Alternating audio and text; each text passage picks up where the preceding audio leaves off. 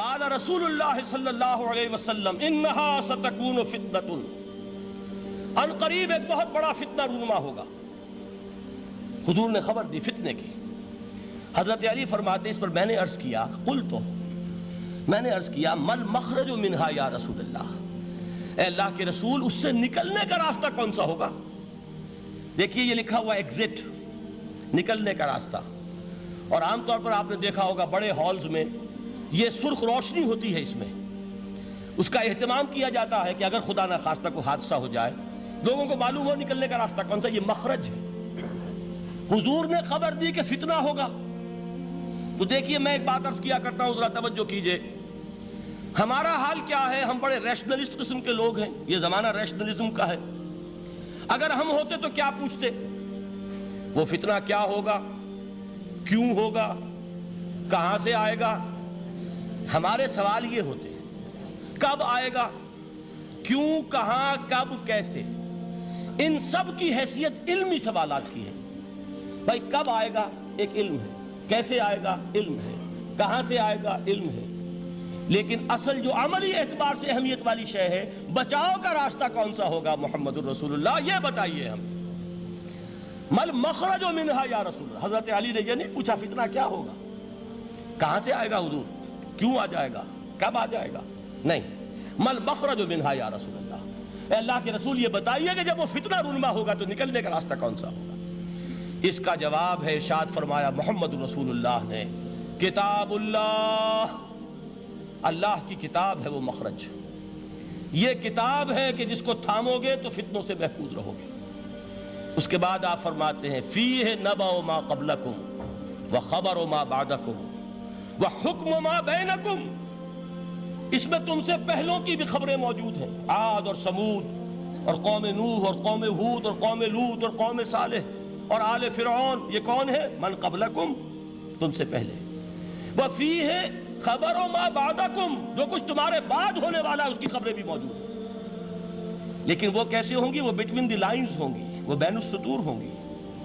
ان کے لیے انسان کو، آپ کو معلوم ہے کہ عبارت میں سطور ہوتی ہیں اور ایک درمیان میں ہوتا ہے، ان کے کچھ لکھا ہوا نہیں ہوتا۔ You have to read between the lines۔ قرآن میں بعد میں آنے والے حالات بھی درج ہیں، لیکن اس طرح نہیں جیسے کہ پچھلے حالات درج ہیں۔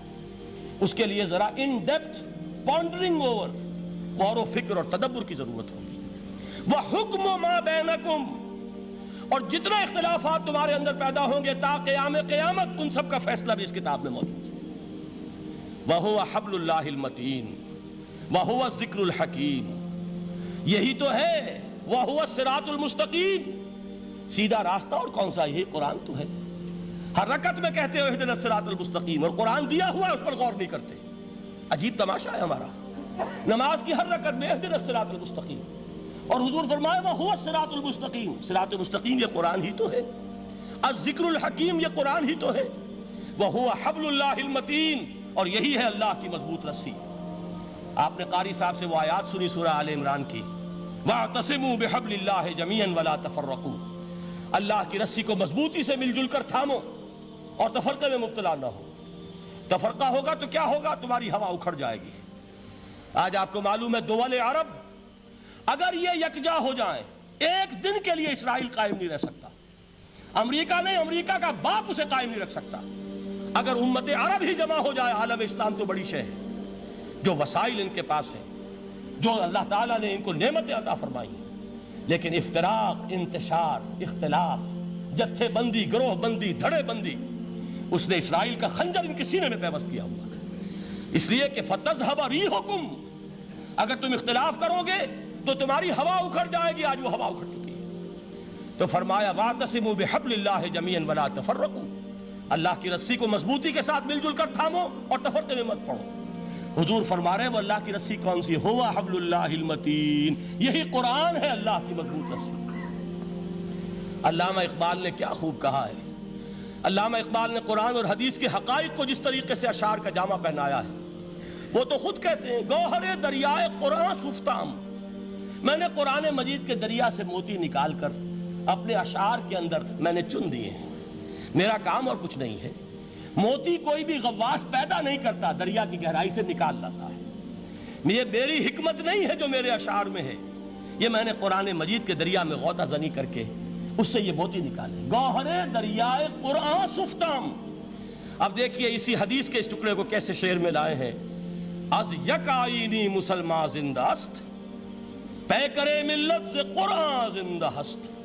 مسلمان کی زندگی تو ایک آئین کے بدولت ہے، یہ آئین قرآن، جو کہا تھا کبھی قائد اعظم مرحوم نے جب پوچھا گیا تھا کہ آپ کے پاکستان کا دستور کیا ہوگا، کیا فرمایا تھا یاد کیجئے کہ ہمیں کسی نئے دستور کی ضرورت نہیں، ہمارا دستور 1400 برس پہلے طے ہو چکا ہے۔ یہ ہماری بدقسمتی ہے جو کچھ کہا تھا قائد اعظم نے کہ God has given us a golden opportunity to prove our worth as architects of a new state and let it not be said that we didn't prove equal to the task۔ میں معذرت کے ساتھ عرض کروں گا حضرت کہ واقعہ یہ ہے کہ ہم اس کے equal to the task ثابت نہیں ہوئے۔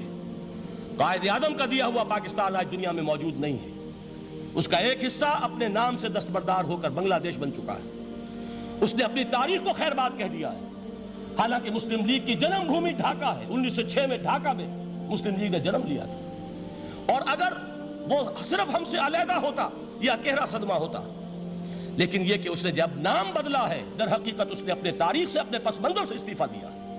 یہ ہمارا دوہرا ہمارے لیے صدمے کی بات ہے۔ کیا 2 یمن موجود نہیں ہیں؟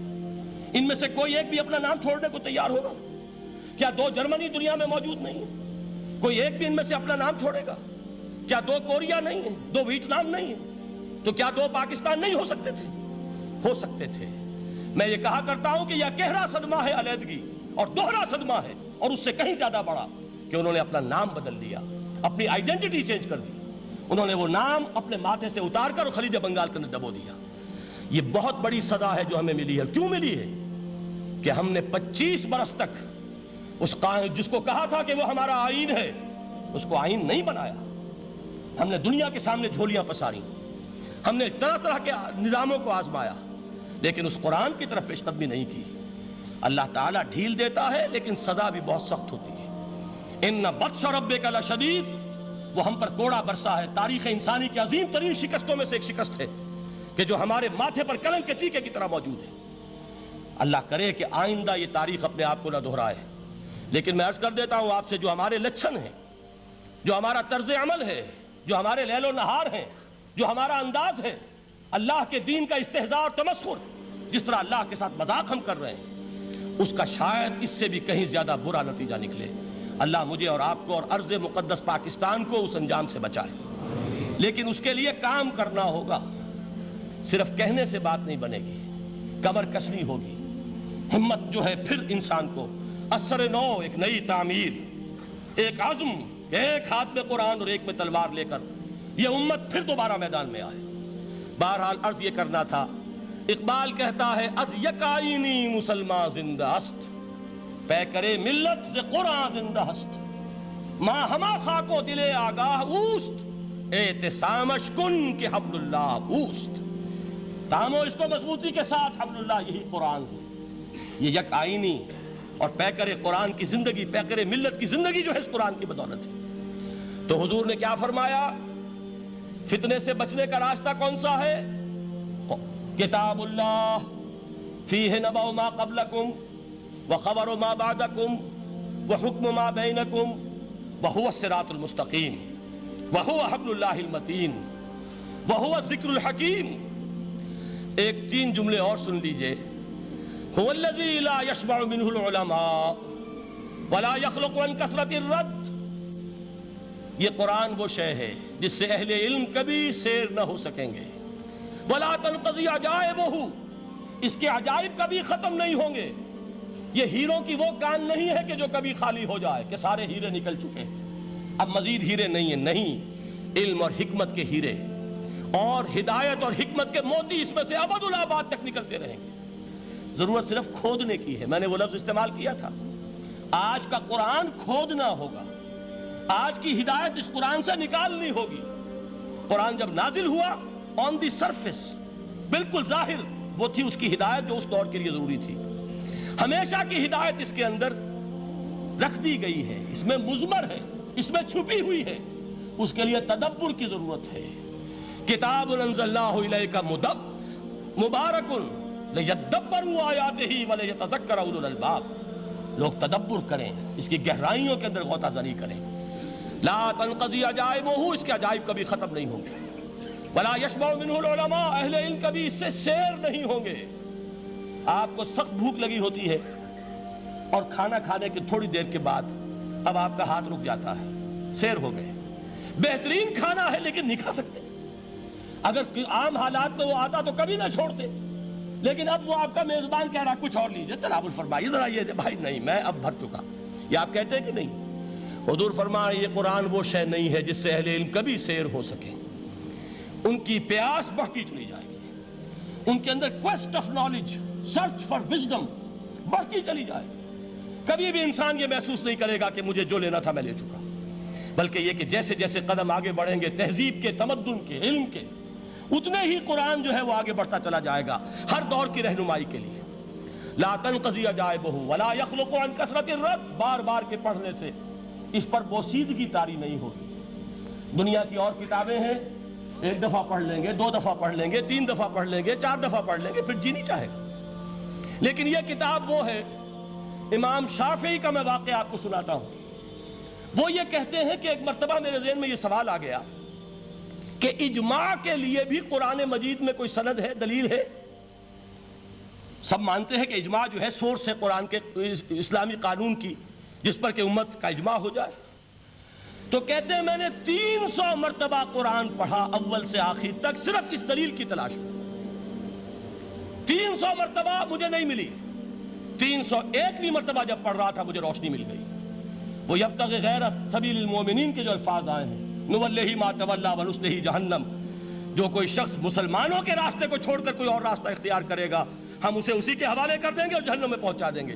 معلوم ہوا مسلمانوں کا جس پر اجماع ہو جائے اس کو بھی ایک سند حاصل ہے۔ یہ مسلمانوں کا مجمع علیہ ایک راستہ ہے، اس کو بھی ایک سند اور دلیل کی حیثیت حاصل ہے۔